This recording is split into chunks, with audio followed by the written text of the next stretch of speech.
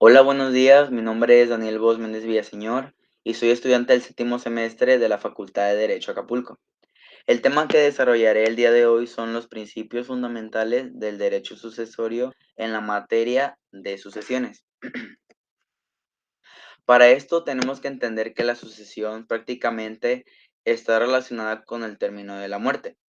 Nos lleva a esto en la sucesión por mortis causa, ya que debido a esta sucesión, el titular de los bienes, junto con sus derechos y las obligaciones, pasan a formar parte hacia otra persona. Los principios fundamentales son la titularidad del patrimonio del difunto, la libre testamentificación, el beneficio del inventario, separación de bienes y la conmorencia.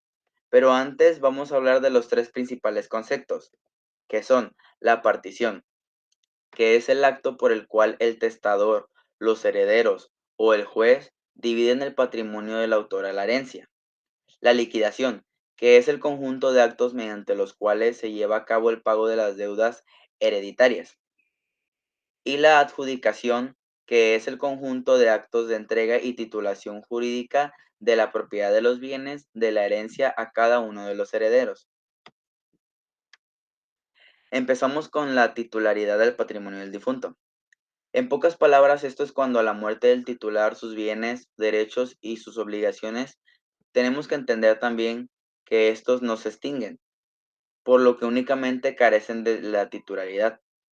Durante todo el año se trataron de encontrar remedios estableciendo diferentes figuras jurídicas, en la cual una de las más reconocidas es la representación del cuius.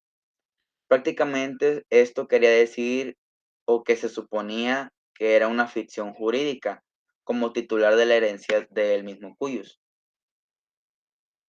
También el otro es el heredero para continuar a la misma personalidad, que en el mismo cuyus este remedio se generó muchas confusiones. Señalan también que son los sentidos de los acreedores del filtro de la violencia con los acreedores de los herederos, por lo que no llegan bien a estas conclusiones, por lo que no tuvo vigente mucho tiempo.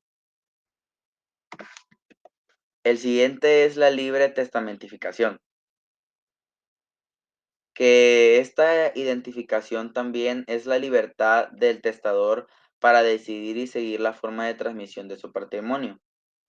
Para después de su muerte, ahora tenemos como tercer principio que es el beneficio del inventario. Esto es prácticamente el derecho concedido a los herederos de que acepten la herencia para que puedan responder las deudas de la misma herencia, que esto es solo hasta donde almacenan el caudal hereditario, pues prácticamente el heredero solo responde por las deudas del autor de la herencia hasta donde alcance los bienes del mismo fondo. Y ya siguiente es la separación de los bienes, que también prácticamente este principio, pues, se aparece al anterior, ya que se relaciona bastante después del beneficio alimentario, que puede decir que los acreedores de la herencia tendrán derecho a cobrar lo que es correspondiente hasta donde alcance los mismos bienes de la misma herencia, ya que realiza un inventario de los bienes, de las pertenencias de los mismos acreedores y de la asociación, que protege los patrimonios del heredero. Y por último, tenemos la conmovencia, que establece y aclarece lo que es el momento de la transmisión de la misma herencia, que es prácticamente los principios de la conmovencia. Es cuando el fallecimiento es simultáneo entre el mismo autor de la herencia y suceden herederos y legatarios. En otras palabras, muy al mismo tiempo de un accidente, ya sea que muera en un accidente automovilístico o en un aéreo, y para esto no puede haber la transición de la misma herencia. Tenemos como el siguiente tema el heredero y el legatario, que sabemos que el heredero, pues su situación jurídica es diferente como el legatario. También la situación jurídica es más diferente, como el legatario al mismo título que es particularmente. Son individuales, a una especie determinada como cosa en tanto como el heredero, que es al título universal, o parte de los bienes, también del cuyos, que es obligado principalmente por las deudas del heredero. Y por el último ya es determinar en específico los bienes que heredan. El estado vacante también es un tema que es cuando, por decir, el heredero no acepte o no se sabe quién es el heredero. Se considera que es vacante la herencia.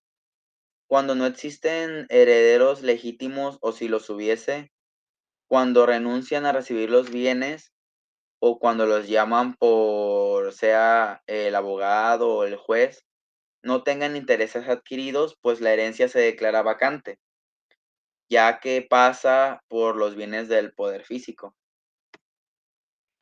El segundo es el yacente, que después de la muerte del autor hasta la adjudicación de los mismos bienes, pero para algunos, los autores de la herencia, esa gente, cuando no ha sido aceptado como lo es el vacante, la herencia yacente ya existe durante el tiempo que transcurre el fallecimiento de la misma persona.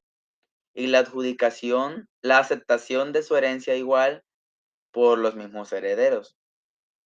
Esta situación, la herencia yacente, está tanto en caso de sucesión testada, cuando el fallecido ha hecho testamento, como de sucesión inestada, si lo ha hecho. También todas las herencias pasan a esta situación que ya son yacentes, hasta que los herederos del fallecido aceptan la herencia. La herencia adida y aceptada también se encuentra que es junta, que es respecto hacia el heredero, expresando la misma voluntad de hacer la suya. La herencia dida y aceptada, cuando ha sido expresada o testamente, es tácticamente por el heredero. Y por mi parte sería todo. Gracias.